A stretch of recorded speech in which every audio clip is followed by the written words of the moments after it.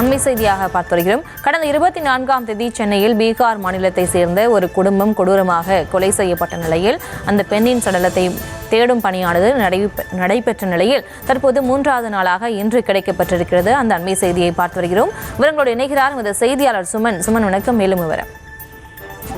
வணக்கம் பிரியங்கா. அதாவது கடந்த திங்கட்கிழமை அன்று அடையாறு இந்திரா நகர் பகுதியில் ஒரு ரத்த காயங்களுடன் ஒரு சாக்கு முடியில் ஒரு உடலானது கண்டெடுக்கப்பட்டது. தொடர்ந்து அந்த உடலை அங்கு யார் வீசி சென்றது என்பது குறித்து தொடர்ந்து போலீசார் விசாரணை மேற்கொண்ட போது அந்த உடலின் பேண்ட் பாக்கெட்டில் இருந்து ஒரு பேப்பரை எடுத்துள்ளனர். அந்த பேப்பரில் இருந்து ஒரு செல்போன் நம்பரை அழைத்த போது தொடர்ந்து அந்த நபர் பீகார் மாநிலத்தை என்பதும் அவர் 25 வயதுடைய கௌரவ் குமார் என்பதும் அடையாறு பகுதியில் ஒரு தனியார் செக்யூரிட்டி நிறுவனத்தில் வேலை கேட்டு சென்றதும் அந்த செக்யூரிட்டி தொடர்பு கொண்ட போது அவர் தற்போது தரமணியில் உள்ளதாக தெரிவித்துள்ளனர். தொடர்ந்து தரமணிக்கு சென்ற போலீசார் அங்கு விசாரணை மேற்கொண்ட போது கௌரவ் குமாரை அடித்து கொலை செய்ததாக 10 பேரை போலீசார் கைது செய்தனர். தொடர்ந்து அவர்களிடம் தனித்தனியாக விசாரணை மேற்கொண்ட போது கௌரவ் குமாரை மட்டும் நாங்கள் கொலை செய்யவில்லை, அவரது மனைவியையும் அவரது 2 வயது ஆண் குழந்தையும் கொலை செய்ததாக போலீசாரின் வாக்குமூலத்தில் வட மாநிலத்தைச் சேர்ந்த இளைஞர்கள் தெரிவித்துள்ளனர். தொடர்ந்து அந்த 10 பேரில் 5 பேரை மட்டும் கொலை குற்றவாளி கருதி அவர்களை தொடர்ந்து போலீசார் விசாரணை மேற்கொண்ட போது கௌரவ் குமார் உடலை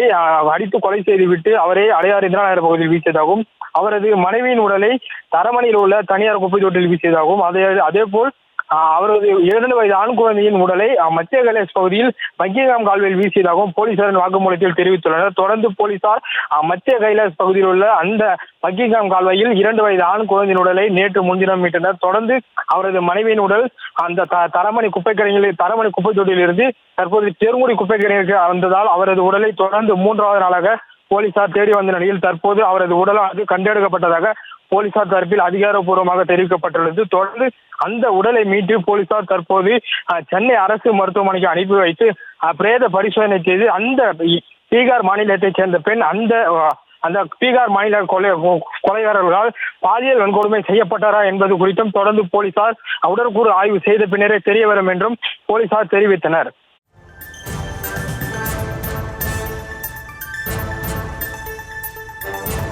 விவரங்களுக்கு நன்றி சுமன்.